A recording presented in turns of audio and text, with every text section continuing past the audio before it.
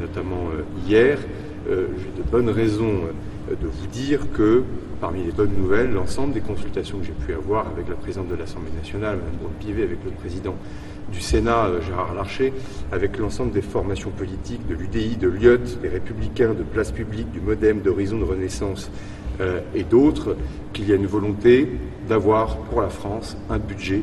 avant le 31 décembre de cette année. Et cette volonté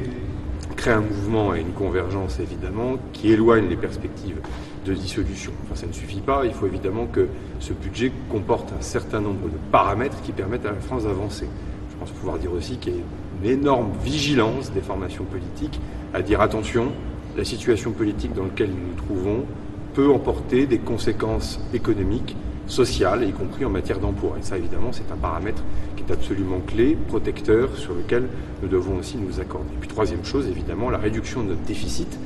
qui est clé, y compris pour la crédibilité de la signature de la France à l'étranger, notre capacité tout simplement à emprunter, donc l'impact aussi sur les taux d'intérêt, ce qui est vrai pour l'État, ce qui est particulièrement vrai aussi évidemment pour les ménages et les entreprises. Et tout le monde s'accorde à dire, en tout cas dans les rendez-vous que j'ai eus hier, que la cible de déficit public doit être tenue en dessous de 5%